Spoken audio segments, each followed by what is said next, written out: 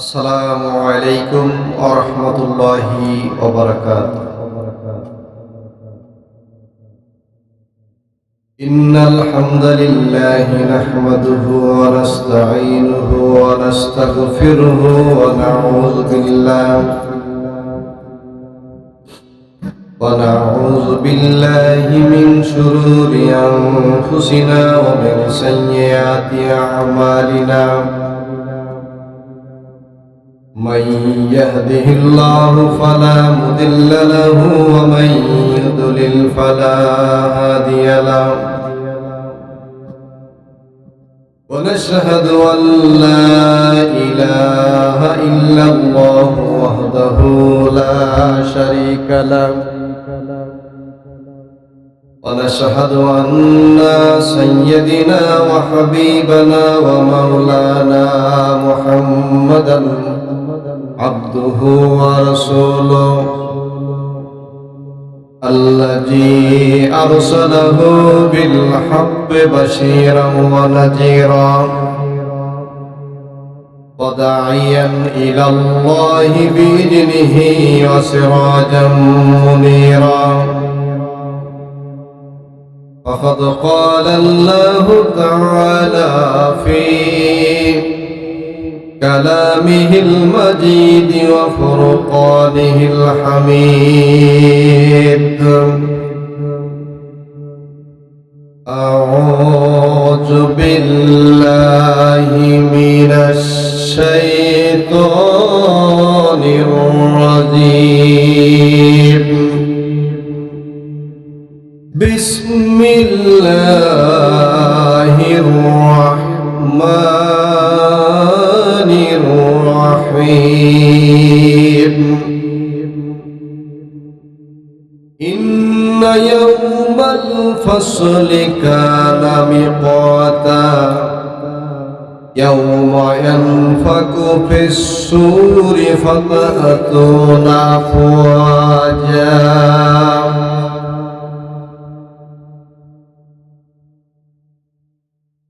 وقال عليه الصلاة والسلام: من أسلم بلساني ولم يفجر الإيمان إلى قلبه لا ترجو المسلمين. صدق الله العظيم وصدق رسوله النبي الكريم ونحن على ذلك من الشاهدين والشاكرين والحمد لله رب العالمين. إن الله وملائكته يصلون على النبي يا أيها الذين آمنوا صلوا عليه وسلموا تسليما. اللهم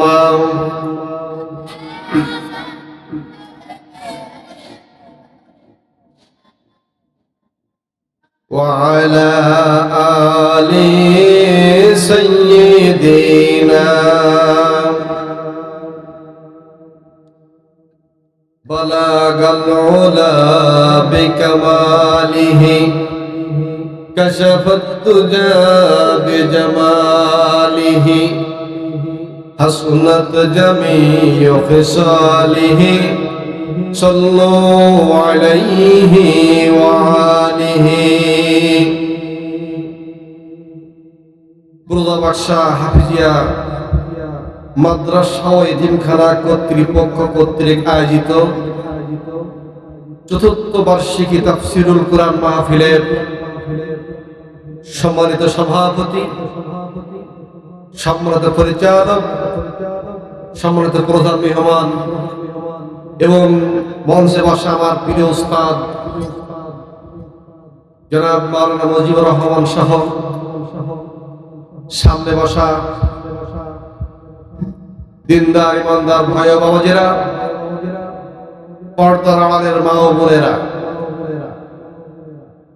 আলোচনার শুরুতেই আমি আবারও আপনাদের সাথে সালাম বিনিময় করি। আসসালামু আলাইকুম ওয়া রাহমাতুল্লাহি ওয়া বারাকাতুহু। শুকরিয়া আদায় করি সে মহান মালিকের জন্য যে রব্বুল আলামিন জাগতিক সব কাজকে ফেলে রেখে শুধুমাত্র কোরআনের মাহফিলে আমাদেরকে হাজির হওয়ার এবং এই মাহফিলের ময়দানে বসার সুযোগ যে মহান মালিক আমাদেরকে দিয়ে দিলেন, এজন্য সে মহান মালিকের দরবারে শুকরিয়া। সবাই বলেন আলহামদুলিল্লাহ। দুরূদ ও সালাম বিশ্ব মানবতার মুক্তির কান্ডারি সরকারে দো জাহান হুজুরের পূর্ণ জনাবে মুহাম্মদ রাসূলুল্লাহ সাল্লাল্লাহু আলাইহি ওয়াসাল্লাম। সম্মানিত হাজিরিন, আমরা আজকে যে ময়দানে বসেছি এখানে কোরআন থেকে আলোচনা হবে। কি থেকে বলেন? কোরআন থেকে আলোচনা হবে। অতএব এই যে আজকে আমরা কোরআনের মাহফিলে বসতে পেরেছি, এইটা একটা নিয়ামত। এই নিয়ামতটা দান করেছেন কে? আল্লাহ রাব্বুল আলামিন ইচ্ছা করলেই তো আমাদেরকে অসুস্থ বানিয়ে হসপিটালের বেডে অথবা অসুস্থ হয়ে বাড়ির বিছানায় অথবা বিভিন্ন সমস্যা নিয়ে আমরা পড়ে থাকতে পারতাম, কিন্তু যে মহান মালিক আমাদেরকে আজকে মাহফিলে আসার সুযোগ করে দিয়েছেন, এটা তার সবচেয়ে বড় একটা নিয়ামত। বলেন সুবহানাল্লাহ। ঠিক এমনি হবে আল্লাহ রাব্বুল আলামিন আমাদেরকে যে নিয়ামত দিয়েছেন, এই নিয়ামতগুলো যদি আমরা গণনা করি তাহলে গুনে গুনে শেষ করতে পারবো না। বলেন সুবহানাল্লাহ। আল্লাহ রাব্বুল আলামিন বলেন ওয়া ইন তাউদ্দু নি'মাতাল্লাহি লা তুহসুহা। আল্লাহ রাব্বুল আলামিন বলেন, বান্দারে আমি তোমাদেরকে যে নিয়ামত দিয়েছি এই নিয়ামত যদি গণনা করো তাহলে গুনে গুনে তোমরা নিয়ামতের গুণাগুণ শেষ করতে পারবে না। বলেন সুবহানাল্লাহ। আল্লাহ পাক আমাদেরকে কি পরিমাণ নিয়ামত দিয়েছেন একটু লক্ষ্য করেন। এখন তো শীতের সময়, এলাকায় কি খেজুর গাছ কাটে? কথা বলেন। এই খেজুর গাছ থেকে কি আসলো? রস আসলো। এই রস আমরা কাঁচা খেয়ে নিলাম, আবার এই রস যখন জাল দেওয়া হয়ে গেল তখন এখান থেকে পাটালি তৈরি হয়ে গেল, ঠিক কিনা বলেন? আবার এই রস দিয়ে গুড় বানানো হলো, আবার এই রসের মাঝখানে আটা দিয়ে পিঠা বানায় রসের পিঠা হয়ে গেল। আবার এই রস দিয়ে রসের পায়েস হয়ে গেল। হয় কি হয় না? এগুলো সব কার নিয়ামত? আল্লাহ রাব্বুল আলামিন বলেন ওয়া ইন তাউদ্দু নি'মাতাল্লাহি লা তুহসুহা। আল্লাহ রাব্বুল আলামিন বলেন, বান্দারে আমি তোমাকে যে নিয়ামত দিয়েছি এই নিয়ামত যদি গণনা করো তাহলে গুনে গুনে তোমরা শেষ করতে পারবে না। জোরে জোরে বলেন সুবহানাল্লাহ। অতএব আল্লাহর নিয়ামতের শুকরিয়া যদি আমরা আদায় না করি তাহলে আমাদের খবর হয়ে যাবে। কে বলছেন? আল্লাহ রাব্বুল আলামিন বলেন লা ইন শাকারতুম লাযীদান্নাকুম ওয়া লা ইন কাফারতুম ইন্না আযাবী লাশাদীদ। আল্লাহ রাব্বুল আলামিন বলেন, বান্দারে আমি তোমাকে যে নিয়ামত দিয়েছি এই নিয়ামতের শুকরিয়া যদি আদায় না করো তাহলে, যদি শুকরিয়া আদায় করো আমি আল্লাহ রাব্বুল আলামিন তোমাদেরকে আরো বেশি বেশি বাড়িয়ে দেব। বলেন সুবহানাল্লাহ। আর যদি শুকরিয়া আদায় না করো ইন্না আযাবী লাশাদীদ। আল্লাহ বলছেন যে তোমাদের জন্য মস্ত বড় শাস্তি রেখে দিয়েছি। বলেন নাউযুবিল্লাহ। আমরা কি সেই শাস্তির আওতায় পড়তে চাই? করে বলেন চাই? যদি না চাই তাহলে আল্লাহর নিয়ামতের শুকরিয়া আদায় করতে হবে। বলেন সুবহানাল্লাহ। আজকের যে ওয়াজ মাহফিল, তাফসীরুল কুরআন মাহফিল, এখানে যে কোরআন থেকে আলোচনা হবে এইটা সবচেয়ে বড় নিয়ামত। কার পক্ষ থেকে?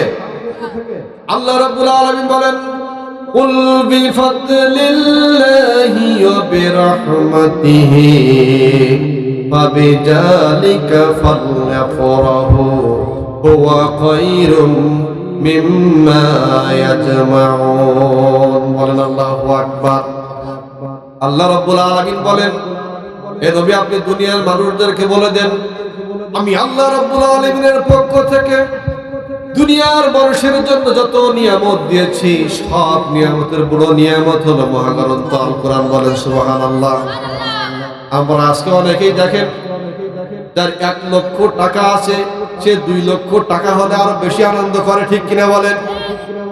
যার 1 তলা বাড়ি আছে তার যদি 2 তলা বাড়ি হয় তাহলে সে আরো বেশি আনন্দ করে, ঠিক কিনা বলেন? ঠিক এমনি ভাবে জমির পরে জমি, টাকার পরে টাকা, এরপরে ঘরের পরে ঘর, ব্যাংক ব্যালেন্সের পরে ব্যাংক ব্যালেন্স, এমনি ভাবে সন্তানাদি যা কিছু নিয়ে আমরা আনন্দ করি সব কিছু কি স্থায়ী না অস্থায়ী? কথা বলেন, অস্থায়ী। এই জন্য আল্লাহ রাব্বুল আলামিন বলেন, আমি পৃথিবীতে তোমরা যা নিয়ে আনন্দ করো এগুলো সব হচ্ছে অস্থায়ী। আল্লাহ বললেন, আমি যে কোরআন দিয়েছি ফাবিযালিকা ফালইফরাহু, তোমরা এই কোরআন নিয়ে আনন্দ করো। কেন? হুয়া খায়রুম মিম্মা ইয়াজমাউন, কারণ তোমরা পৃথিবীতে যা কিছু জমা করো তার চাইতে বেশি উত্তম সেটা হলো মহাগ্রন্থ আল কোরআন। বলেন সুবহানাল্লাহ। সম্মানিত হাজিরিন, এজন্য কোরআনের মাহফিল, এই কোরআনের মাহফিলের আয়োজক কমিটি আয়োজন করেছে। অতএব এই আয়োজনে আমাদের সবাইকে স্বতঃস্ফূর্তভাবে মাহফিলে অংশগ্রহণের মাধ্যম দিয়ে এই মাহফিলের সাফল্য অর্জন করতে হবে, এটাই স্বাভাবিক, ঠিক কিনা বলেন? সম্মানিত মুহাজিরিন, আজকে আমি আপনাদের সামনে মহাগ্রন্থ আল কোরআন সূরা আন-নাবা, কোন সূরা? কথাগুলো মনোযোগ দিয়ে শুনবেন। আমি আপনাদের সামনে তেলাওয়াত করেছি মহাগ্রন্থ আল কোরআন সূরা আন-নাবা, আয়াত নম্বর 17 এবং 18। কয়টা আয়াত? এই 2টা আয়াতের মাধ্যম দিয়ে এই পৃথিবী হযরত আদম আলাইহিস সালামের সৃষ্টির লগ্ন থেকে শুরু করে ইলা ইয়াউমি ইউবআসুন, কিয়ামত পর্যন্ত এই পৃথিবীতে যত মানুষ আসা যাওয়া করবে এই মানুষগুলো এবং জিন জাতিগুলোকে নিয়ে আল্লাহ রাব্বুল আলামিন কিয়ামতের ময়দান, বিচারের ময়দান তৈরি করবেন। কোনো সন্দেহ আছে? কোনো সন্দেহ নাই। সেই কিয়ামতের ময়দান সম্পর্কে আল্লাহ রাব্বুল আলামিন এই সূরা নাবার 17 নম্বর আয়াতের ভিতরে বলছেন, ইন্না ইয়াউমাল ফাসলি কানা মিকাতা। কোনো সন্দেহ নেই, ইন্না ইয়াউমাল ফাসলি কানা মিকাতা, কিয়ামতের দিনটা নির্ধারিত। কে বলছেন? জোরে বলেন, কে বলছেন? আল্লাহ সুবহানাহু ওয়া তাআলা। 18 নম্বর আয়াতে আল্লাহ বললেন, ইয়াউমা ইয়ানফাকু ফিস সূরি ফাতাতুনা আফওয়াজা। সেদিন এই কঠিন কিয়ামতের ময়দানে মানুষ সব দলে দলে কিয়ামতের ময়দানে হাজির হবে। তাহলে 2টা আয়াতের আমরা শাব্দিক অর্থ পেয়ে গেলাম। 1 নম্বর হচ্ছে কিয়ামতের দিন নির্ধারিত। যারা বলেন কিয়ামতের দিন নির্ধারিত। 2 নম্বর আয়াতের অর্থ হচ্ছে যে সেদিন আমরা যারা মানুষ হিসেবে পৃথিবীতে এসেছি প্রত্যেকটা মানুষকে দলে দলে কিয়ামতের ময়দানে হাজির হওয়া লাগবে, কোনো সন্দেহ নাই। সম্মানিত ভাইরা আমার, এই কিয়ামতের ময়দানে মানুষগুলোকে 2 ভাগে ভাগ করে দেওয়া হবে। কয় ভাগে?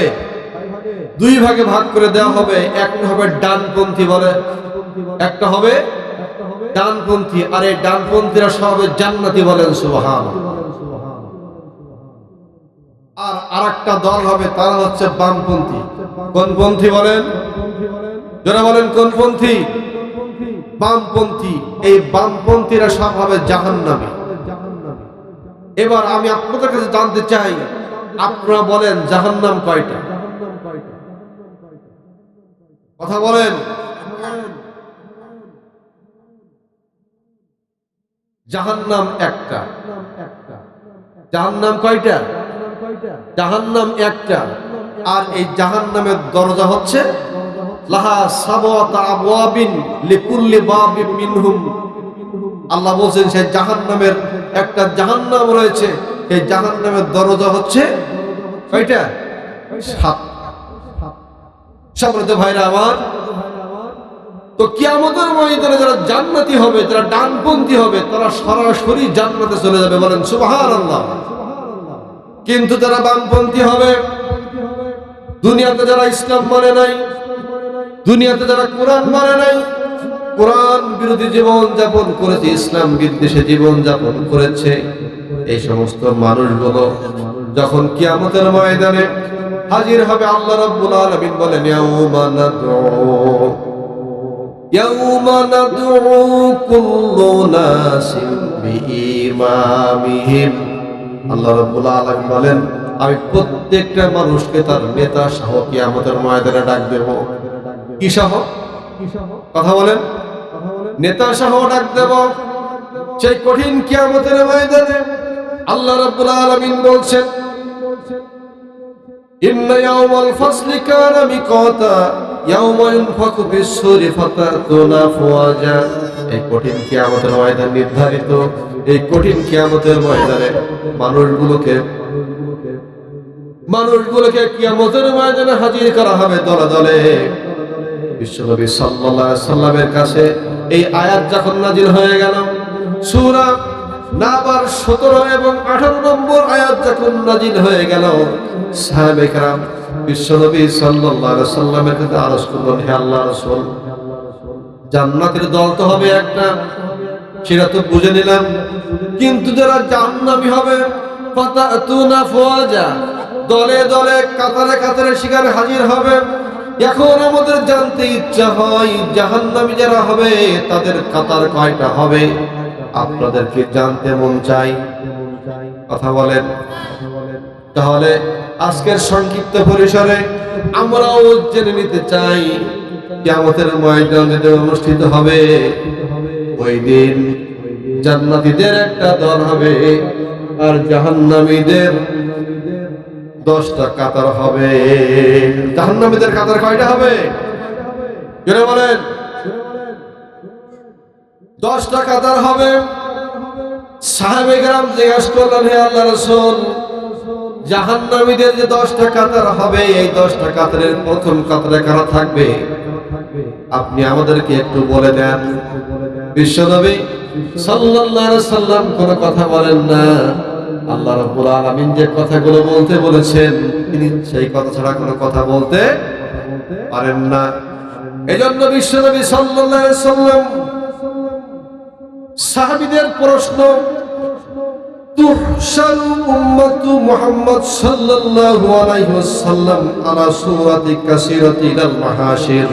এ নবী আপনি বলুন কিয়ামতের ময়দানে জাহান্নামীদের কাতার কয়টা হবে?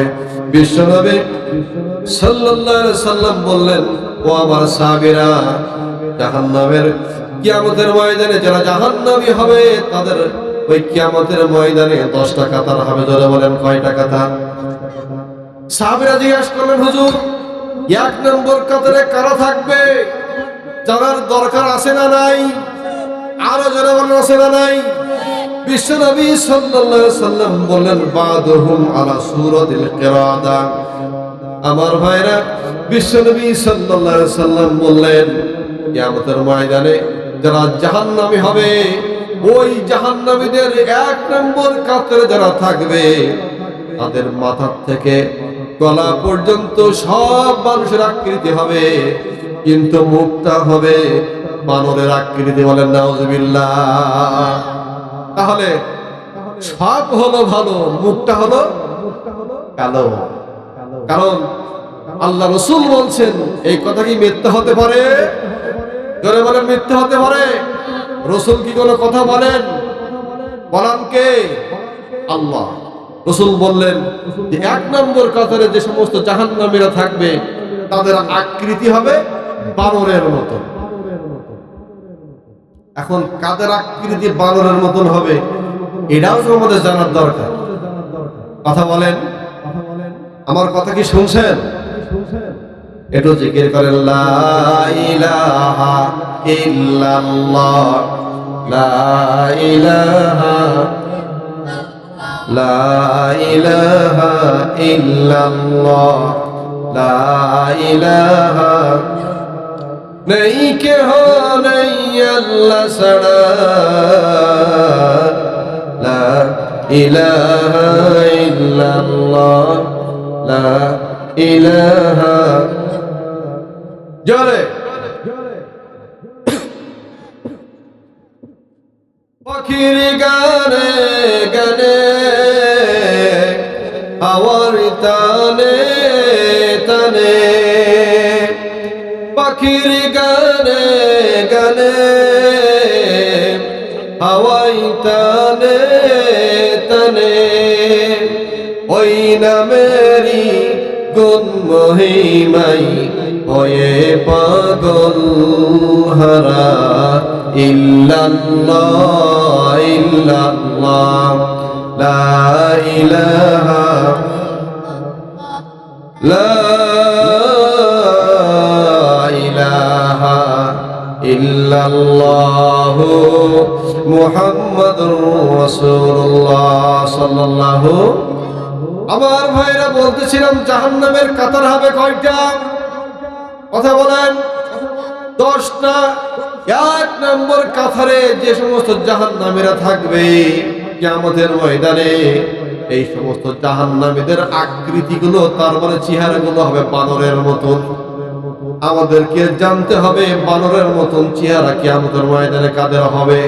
যদি ওই ধরনের চেহারার আকৃতি হওয়ার সম্ভাবনা আমাদের ভিতরে কারোর থেকে থাকে, তাহলে আজকের তাফসীর মাহফিল থেকে আমাদেরকে পরিবর্তন হওয়ার সিদ্ধান্ত গ্রহণ করতে হবে। বলেন ঠিক কিনা? বিশ্বনবী সাল্লাল্লাহু আলাইহি ওয়াসাল্লাম তখন বললেন কিয়ামতের ময়দানের প্রথম কাতারে জাহান্নামী যে হবে তার আকৃতি হবে বানরের মতন। সাহাবে কেরাম জিজ্ঞাসা করলেন, হে আল্লাহর রাসূল, তারা কারা? বিশ্বনবী জনাবে মুহাম্মদ রাসূলুল্লাহ সাল্লাল্লাহু আলাইহি ওয়াসাল্লাম বললেন, এরা হচ্ছে ওই সমস্ত লোক, আমার উম্মতের ভিতরে ওই সমস্ত লোক যারা সমাজের ভিতরে চগল করে করে বেড়ায়। আছে না নাই? চগলখোর চেনেন? চগলখোর আছে আমাদের এলাকায়? ইসলামপুর বরোদা বাক্স এলাকায় কি চগলখোর আছে? আমার ভাইরা, শুধু চগলখোর শুধু ইসলামপুর বরোদা বাক্স এলাকায় নয়, এই বাংলাদেশের প্রত্যেকটা অলিতে গলিতে চগলখোর, বাটপার এবং চিটার উকুনের মতন গিজ গিজ করছে। যারা বলেন ঠিক কিনা? এই চগলখোর যারা, এদের কারণে বিগত দিনগুলোতে অনেক মানুষ বাড়িতে আরামে ঘুম পড়তে পারে নাই। কথা বলেন। আবার এখনো পর্যন্ত অনেকে আছে যাদের কারণে মানুষের ভিতরে এখন হেজিটেশন ফিল করছে। তারা এই ধরনের চগলখোর যারা সমাজের বুকে আছে, সাবধান হয়ে যান, তা না হলে কিয়ামতের ময়দানে। তাফসীরে বাইজিবি থেকে আপনাদের সামনে উদ্ধৃতি দিচ্ছি, বিশ্বনবী সাল্লাল্লাহু আলাইহি ওয়াসাল্লাম বলেন কিয়ামতের ময়দানে এই সমস্ত চগলখোর যারা, তাদের প্রত্যেকের আকৃতি হবে বানরের মতন। বলেন নাউজুবিল্লাহ। 2 নম্বরে বিশ্বনবী সাল্লাল্লাহু আলাইহি ওয়াসাল্লাম বললেন কিয়ামতের ময়দানে যারা জাহান্নামী হবে, এই জাহান্নামীদের ভিতরে 2 নম্বরে কাতারে যারা থাকবে তারা হবে বাদুহুম আলা সূরাতিল খানাজির। কিছু কিছু 2 নম্বর কাতারে যে সমস্ত জাহান্নামীরা থাকবে তাদের আকৃতিটা হবে শুকরের মতন। কার মতন? কথা বলেন। সাহাবে কেরাম জিজ্ঞাসা করলেন, হে আল্লাহর নবী, কিয়ামতের ময়দানে শুকরের মতন, খিঞ্জিরের মতন চেহারা কার হবে? বিশ্বনবী সাল্লাল্লাহু আলাইহি ওয়াসাল্লামকে সাহাবেরা যখন প্রশ্ন করলেন, তখন বিশ্বনবী বললেন কিয়ামতের ময়দানে শুকরের মতন চেহারা ওই ব্যক্তির হবে যে ব্যক্তি মানুষের কাছে অন্যায় ভাবে টাকা পয়সা গ্রহণ করে হারাম খাদ্য ভক্ষণ করেছে, হারাম ভক্ষণ, টাকা ইনকাম আমাদের সমাজে আছে না নেই? আমার ভাইরা, কথাই তো কথা বাড়ে, আবার কথা বললেও দোষ, না বললেই তো তাফসীর মাহফিলের হক আদায় হবে না। তোরা বলেন ঠিক কিনা? তাহলে জাহান্নামের কাতার হবে কয়টা? 10টা। 1 নম্বর কাতারে যারা থাকবে তাদের আকৃতি হবে বানরের মতন, অপরাধ চকলখর। 2 নম্বর কাতারে যারা থাকবে তাদের আকৃতি হবে শূকরের মতন, অপরাধ হারাম খাদ্য ভক্ষণ, দালাল। আমরা যাদেরকে দালাল নামে চিনি, তোমার একটা কাজ দিয়ে দেবো, 10,000 টাকা দিতে হবে। তোমার বাড়িওয়ালার পেটে বাচ্চা, একটা সরকারি ভাবে চেয়ারম্যান হিসাবে একটা কার্ড দেবে, চেয়ারম্যানের তো অভাব নেই, কিন্তু চেয়ারম্যান পর্যন্ত যাতে যেয়ে তার 20,000 টাকা খরচ হয়ে যাচ্ছে। এরকম পরিবেশ আমাদের সমাজ আছে না নেই? কি খায়? খাচ্ছে নাকি? খাও, খেতে থাকো। আল্লাহ রাব্বুল আলামিন তার রাসূলকে জানাই দিচ্ছেন, যারা এইভাবে অন্যায়ভাবে মানুষের টাকা পয়সা গ্রাস করে, কিয়ামতের ময়দানে আমি আল্লাহ রাব্বুল আলামিন তাদেরকে শূকরের মতো চেহারা আকৃতি বানাই দেব। বলেন নাউজুবিল্লাহ। এই আকৃতি কি কিয়ামতের ময়দানে আমাদের হোক? আমরা চাই? কথা বলেন চাই? যদি না চাই তাহলে আজকেই সিদ্ধান্ত নিতে হবে, আজকেই সিদ্ধান্ত নিতে হবে আমরা আর হারাম ভক্ষণ করব না। রাজি আছেন? আল্লাহ পাক আমাদের কবুল করুক, সবাই বলে আমিন। তাহলে কয় নম্বর গেল? 2 নম্বর। আমি বলেছি কয়টা? 3 নম্বরে বিশ্বনবী সাল্লাল্লাহু আলাইহি সাল্লাম বললেন, 3 নম্বর কাতারে যারা থাকবে তারা হলো ওই সমস্ত মানুষ যাদের পা গুলো উপর দিকে আছে এবং মুখটা নিচের দিকে আছে, অর্থাৎ উল্টো করে ঝোলানো আছে। সাহাবায়ে কেরাম জিজ্ঞাসা করলেন, হে আল্লাহর রাসূল, এই যে পা উপরের দিকে মাথা নিচের দিকে এই যে উল্টো করে ঝোলানো আছে, এই মানুষগুলো কারা? বিশ্বনবী সাল্লাল্লাহু আলাইহি সাল্লাম বললেন, ও আমার সাহাবীরা, কিয়ামতের ময়দানে আল্লাহ রাব্বুল আলামিন যাদের পা উঁচু করে মাথাটা উল্টো করে রেখে দিবেন, এরা আর কেউ নন, এরা হচ্ছে সমাজের ওই সমস্ত মানুষ যারা সুদ খেয়ে বেড়ায়। কি খায়? কি খায়? সুদ খায়। একটা সময় আমাদের দেশে প্রচলন ছিল, যদি কোনো গরুর কি হয়, এই যে মনে আছে তো, মুরব্বীদের মনে আছে, গরুর পায়ে যদি পোকা হয় তো 7 জন সুদখোরের নাম লিখে যদি গায়ে বেঁধে দেওয়া হয়, পোকা দৌড় মারে। কথা বলেন ঠিক কিনা? কত বড় নিকৃষ্ট কাজ। ভাই সাবধান হয়ে যান, আর না হলে ইচ্ছা হলে খেতে থাকেন।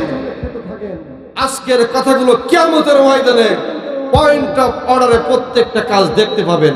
আল্লাহ রাব্বুল আলামিন তার রাসূলকে জানাই দিচ্ছেন, ও নবী আপনি দুনিয়ার মানুষদেরকে জানাই দেন। আমার ভাইরা, 4 নম্বরে যাদের কাতার হবে, বিশ্বনবী সাল্লাল্লাহু আলাইহি সাল্লাম বললেন, এরা হলো অন্ধ। সাহাবায়ে কেরাম জিজ্ঞাসা করলেন, হে আল্লাহর রাসূল, কিয়ামতের ময়দানে কাদেরকে অন্ধ করে তোলা হবে? বিশ্বনবী সাল্লাল্লাহু আলাইহি সাল্লাম বললেন, এরা হচ্ছে ওই সমস্ত অবিচারক, অবিচারক যারা বিচারের নামে প্রহসন করে। আমাদের দেশে হয় না ওটা? বিচারের নামে প্রহসন হয় কি হয় না? কোনো কারণ ছাড়া ঘুমায় আছেন, কি খবর? সকালে ঘুম থেকে উঠে দেখবেন থানার হাজতের ভিতরে, আবার জেলখানায় ঘুমায় থাকবেন, পরের দিন সকালে থাকবেন বাড়ির ঘরে। আমাদের দেশে হয় কিনা? আমাদের হয় কিনা? এই যে সমস্ত বিচার যারা করে, এই বিচার যারা করছে, যাদের মদদে করছে, এরা এবং এরা সবাই আল্লাহ রাব্বুল আলামিন কিয়ামতের ময়দানে এদেরকে অন্ধ করে তুলবেন। বলেন নাউজুবিল্লাহ। আমার ভাইরা,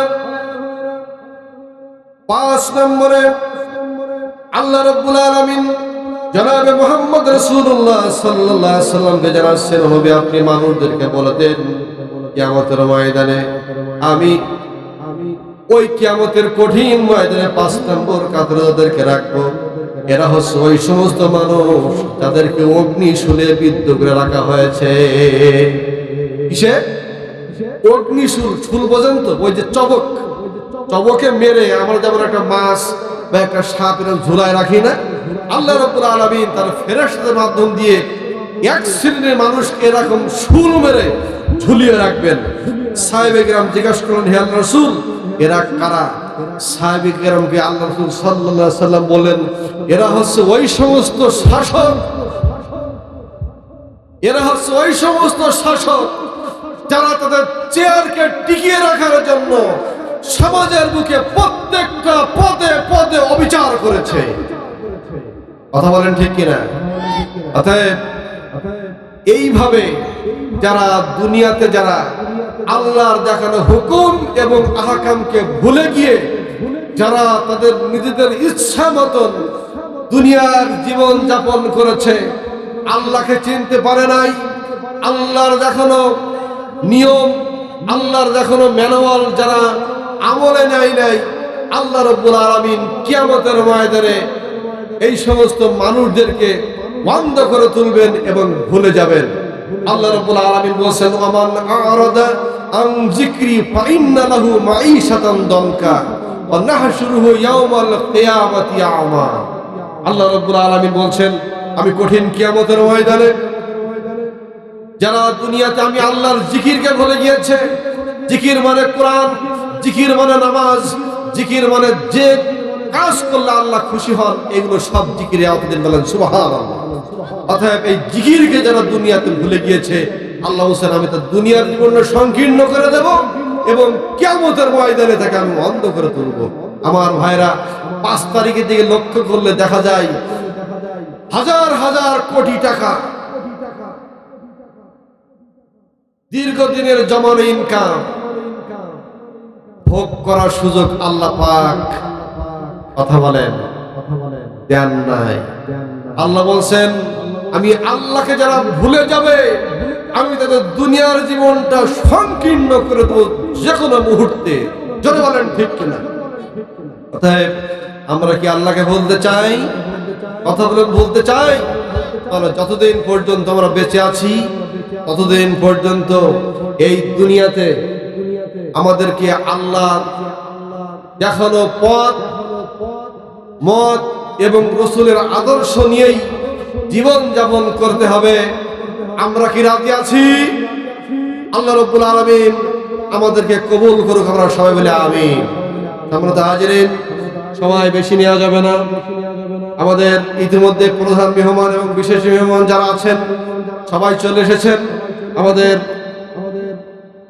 আজকের মাহফিলের সম্মানিত অতিথি এবং সভাপতি সম্মানিত চেয়ারম্যান সাহেব এবং অন্যান্য আরো অতিথিবৃন্দ চলে এসেছেন। আমি আপনাদের সামনে আর বেশি সময় নিয়ে আপনাদের ধৈর্যচ্যুতি ঘটাতে চাই না। তবে সর্বশেষ আমি এই একটা কথাই বলতে চাই, সেটা হলেই যে পৃথিবীতে একদিন আমরা এসেছি আর একদিন এই পৃথিবী থেকে চলে যেতে হবে, কোনো সন্দেহ নাই। আমার ভাইরা, এই পৃথিবীতে যেদিন আমরা এসেছিলাম, ভালো করে শোনেন, এই পৃথিবীতে যেদিন আমরা এসেছিলাম সেদিন আমাদের বাড়ির প্রত্যেকটা মানুষ আনন্দ করেছিল, ঠিক কিনা বলেন? আবার এই পৃথিবী ছেড়ে যেদিন দুনিয়া থেকে চলে যাব সেদিন সবাই কথা বলেন কান্নাকাটি করবে, এটাই স্বাভাবিক। আর আল্লাহ রাব্বুল আলামিন এর মাঝখান থেকে দেখতে চাচ্ছেন একটা বিষয়, সেটা কি? আল্লাহ রাব্বুল আলামিন বলেন, আল্লাযী খালাকাল মাউতা ওয়াল হায়াতা লিয়াবলুয়াকুম আইয়াকুম আহসানু আমালা। আল্লাহ রাব্বুল আলামিন বলেন, আমি মানুষের জীবন এবং মরণ দিয়েছি দেখার জন্য। আমি মানুষের জীবন এবং মরণ দিয়েছি এইটা পরীক্ষা করার জন্য যে কে সবচাইতে সুন্দর আমল করে আগিয়ে যায়, বলেন সুবহানাল্লাহ। আমার ভাইরা, আমরা যে আমলগুলো করি কার সন্তুষ্টি অর্জনের জন্য? জোরে বলেন, আল্লাহর সন্তুষ্টি অর্জনের জন্য।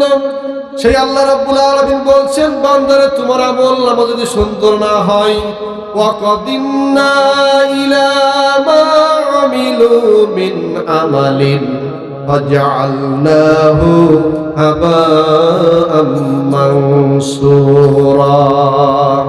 আল্লাহ রাব্বুল আলামিন বলেন, বান্দারে তোমার আমল নামা যদি আমি আল্লাহর পছন্দ না হয়, তাহলে আমি তোমার আমল নামাগুলো তোমার মুখের পরে ছুঁড়ে মারবো, বলেন নাউজুবিল্লাহ। তাহলে আমরা ওই আমল করব না যে আমল আবার আমার মুখের দিকে আমার আল্লাহ ছুঁড়ে মারবেন, ঠিক তো নাকি? এই জন্য সম্মানিত ভাইরা আমার, যতদিন পর্যন্ত আমরা বেঁচে আছি আল্লাহর দেখানো পথ এবং মতের উপর থাকবো। রাজি আছি আমরা সবাই? কারা কারা রাজি আছে? দুই হাত উঁচু করে আল্লাহকে দেখায়। আল্লাহ রাব্বুল আলামিন আমাদের এই দুই হাতকে কবুল করে নিয়ে ঈমানের জন্য আমাদেরকে কবুল করুক। আমরা সবাই বলে আমিন। সবাই আমার সঙ্গে পড়ে নিয়ে, ঈমানের পথে অবিচল থেকে আমার মরণ যেন হয়, ঈমানের পথে অবিচল থেকে আমার মরণ যেন হয়।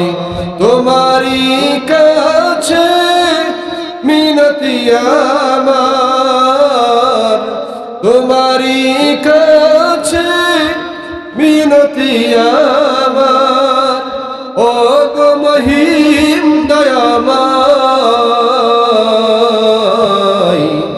ঈমানের পথে অবিচল থেকে আমার মরণ যেন হয়, বলেন আমিন। আসসালামু আলাইকুম ওয়া রাহমাতুল্লাহি ওয়া বারাকাতুহু।